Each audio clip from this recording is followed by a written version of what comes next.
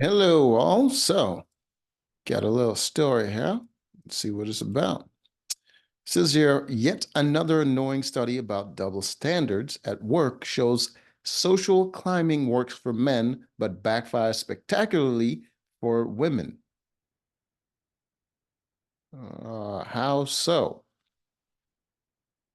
It, just off the title, I'm guessing it's going to be one of those situations where they're evaluating all the men that succeed at a task versus the women that failed at a task. They're not even going to look at any of the men because the majority of the men fail at social climbing. So they're not even going to look at those guys. They're going to be like, look at all these successful men and these women, they're just having a hard time. Just like, what? Are you out of your mind? How do you how do you compare successful people against non-successful people and think that's equitable? You gotta compare the whole against the whole. So if some women are succeeding from social climbing and some men are succeeding from social climbing, then it's not really a double standard, is it? It's not really discriminatory, is it? But if you say, well, these men are succeeding and these women are doing the exact same thing, but it's not working for them, you're just like, well, maybe they're not doing the exact same thing. It just interesting way they word things. So let's see what is going on. Another frustrating study adds to the ever expanding list of research documenting double standards women face at work. Guarantee you, these research or studies are just asking a bunch of disgruntled women if they're facing discrimination. You go to a bunch of women who's failing at something and be like, "Oh, are you facing discrimination? You having a hard time?" And they're like, "Yeah, I'm having a hard time." You're like, "See, what do you mean?" What about all the women that are actually doing well? Go and ask them if they're being discriminated against. It's commonplace to hear that women face a double standard at work, but I've been writing about workplace research long enough to be able to confirm that isn't true. Women don't face double standard at work; they face a slew of them. Oh my God! Wow! Wowie! Wow! Wow! That was amazing. Age and experience cause people. Okay, so that's like the first one. Age and experience cause people to rate men as more competent at their jobs, while middle-aged women are seen as less likable and rated worse. Did you ask those middle-aged women? Probably people don't like them. They probably are biased in their opinion because people don't like them. And guess what? A lot of those people, most of the people I would say that don't like them are actually younger women, not the men. Men are just there to do a job and freaking go home. The women are the ones socializing and talking to each other and getting into each other's history and whatever is going on in their lives and all that stuff. They're the ones that have grown to not like each other. But it's a double standard. A man of age and experience in a job is seen as competent. Yeah, he's seen as competent, and he's also not insecure enough that he has a chip on his shoulder, which is making him unlikable, irritable, and constantly trying to prove himself. These women are self-sabotaging. It's not that because I've worked plenty of jobs where it's predominantly women, especially you work in office, it's predominantly women. And these ladies don't like each other at all. But in the face of it, it looks like they're best of friends. But behind the back, they're just constantly talking stuff about each other. Like as soon as one walks out of the room, immediately start talking mess about it. But no, it's men's doing though. Humor makes men come off as confident. Women who tell jokes are seen as lightweights. I guess if the women are drunk, and there's a complete difference between telling a joke because you're just trying to because you're charming and funny and you're just trying to make light of the situation. That would be seen as confident. But you're confident in yourself and you're telling jokes and you're comfortable. But if you're telling jokes because you're nervous and you don't know what to do and your jokes aren't landing well, then yeah, people are gonna not gonna see you as confident. Like, what are you? This is not a gendered thing. like humor works exactly the same regardless of gender. If a woman's tell a funny joke, what are people gonna do? They're gonna stop punching walls? Like, no, they're gonna laugh. Like, what comes across as engagement and excitement in conversation for men is judged as rude interruption for women. No, see that you're missing. This is a common thing that where people are have this belief that men and women are somehow exactly the same. There's a complete difference between when women talk to each other and when men talk to each other. When men talk to each other, they let each other speak. When women talk to each other, they're like they're more interested in showing the emotion. So they're like, if they're excited, they talk very excitably, and they're just like sometimes they're just making noises, and that's communication to them.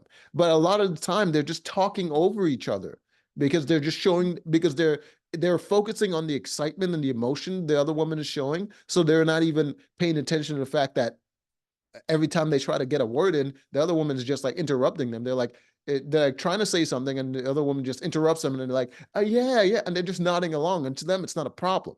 But to men, it's very disrespectful to talk over each other. It's rude and interrupting. Yes.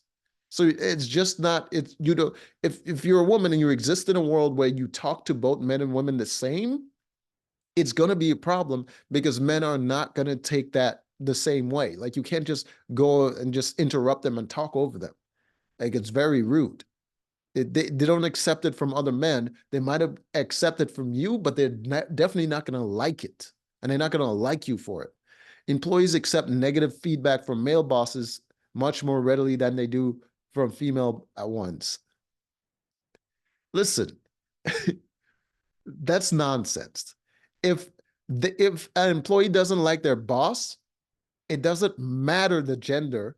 If you're giving me negative feedback, they're not going to like it. But if because you already said it on the top, a lot of the middle-aged females are not seen as likable. So if they're not likable and they're giving people negative feedback, then they're obviously not going to take it nicely. And I've gotten negative feedback from plenty of female bosses that I've had in my life, and they make it very personal.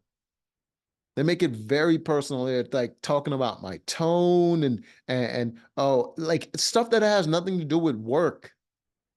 It's just like it's just like what the hell is this? They're like, oh, you need to open up more, and you barely even talk to her. I was like, what does this have to do with work? Hard negotiating helps men get what they want. It usually gets women labeled bitchy and makes reaching a good deal harder. Well, have you considered that these women are just not good negotiators? Like if the men are negotiating hard is because they believe they're in a position to actually be able to negotiate those points. Like that's why it's hard negotiating because they're holding some cards. But if your negotiation tactic is just to complain that you're not getting paid enough, then yeah, it's going to be labeled something other than hard negotiating. Like what are you talking about? But women also can't lean on charm during negotiation. Pleasant chit chat wins points for men, but is ignored as table stakes for women. What are you talking about? Pleasant chit chat is not a good negotiating tactic unless you're trying to uh, you're trying to schmooze your boss a little bit, but that's not part of the negotiation part. That's part of the relationship part. You build a relationship and then you try to get something else, but that's not negotiating. And if women are trying to do pleasant chit chat before a negotiation, obviously it's not going to work because you're like talking to someone about the weather or whatever is going on in their life, and then you're like, oh, I think I should be paid more. Obviously, that's not going to work. Like, what are you talking about? This is already a pretty long rage-inducing. No, it's not. It's not. I'm not enraged by it. I just find it amusing that that if you're that detached from reality, how are you going to actually assess and actually solve your own problems? Because you can't see what you're doing wrong because you keep blaming other people instead of actually evaluating what you're doing wrong. And that should be on the list of what's holding women back. It's just a lot of you are just deluded and you're not you keep you will refuse to accept your faults. You refuse to accept that you're doing something wrong.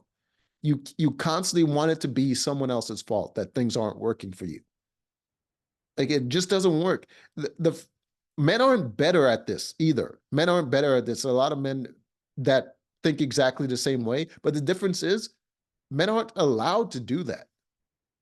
Men aren't allowed to be deluded. Like people are going to shut them down and talk them down. Like they're forced to face the reality of their own failures because either they have to succeed in order to get anywhere, or they just fail and no one respects them for it.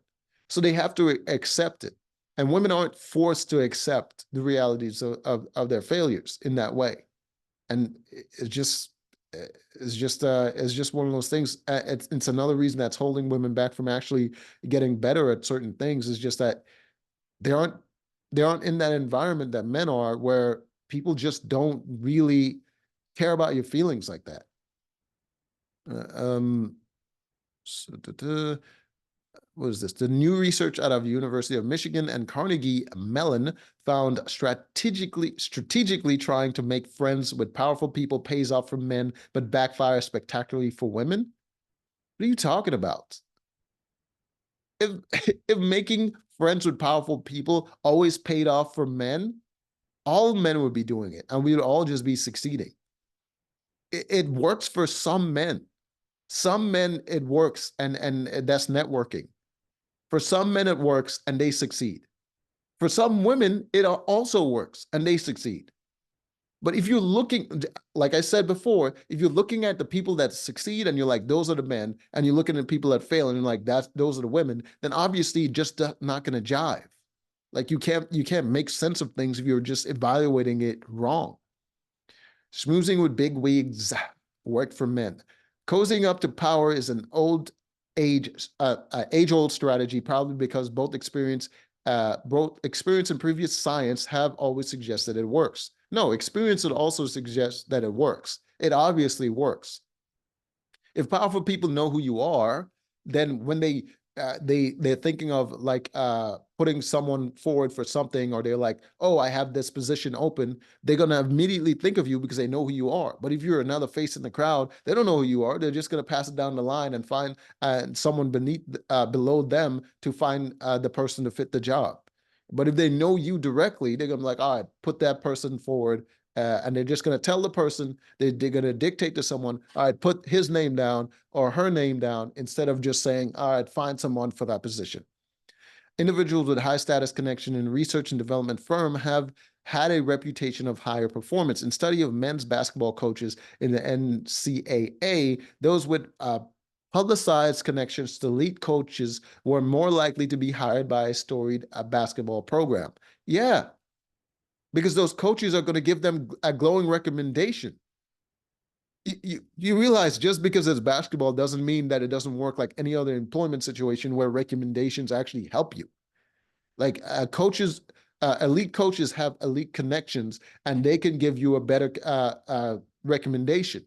Especially if they work with a lot of high level athletes, people are going to look at them like, oh, they know what they're talking about, so they're going to take their recommendation over another coach. It's very simple. This high status effect works even when the relationships are negative. Examining the network of 53 rappers, those who are dissed by higher status rappers had increased future sales on their future albums. This is a false equivalency. What are you talking about? The rappers, it only works for those rappers because they're in the entertainment industry, and attention is basically monetizable. So even if they're dissed by another rapper, it's just a rap beef and it has nothing to do with their rapping ability. They're dissing them because of personal relationship things, or they just don't like what they said, or they have a disagreement or something like that. Or they're just drumming up controversy to sell their albums or whatever. It has nothing to do with freaking them just being men or whatever. Like I don't even know what's that part of your study.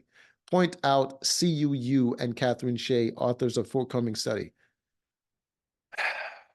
But all of these old studies mentioned have something in common. They look exclusively at men. Would the results be, well, most rappers are men. What are you talking about? Most basketball players are men.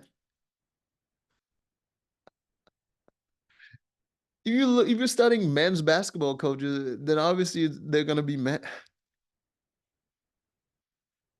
Would the results be the same if someone investigated the efficacy of good old-fashioned strategic networking for women? These researchers want to know, but backfires for women.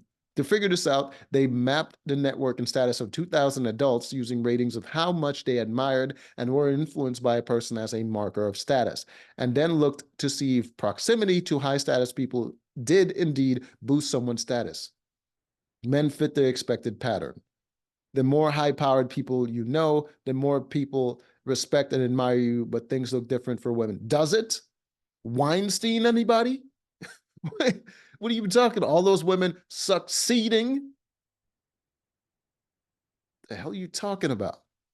When women build networks, rich and high status contacts, instead of receiving a status boost, their status gradually decline over time. Really? If that's the case, then tell me what Lori Harvey does. What is her talent? What does she do? Hmm? Why wasn't a mystery? People typically don't like dominant and ambitious female leaders. All right. I've had enough of this. Wait, is it almost over?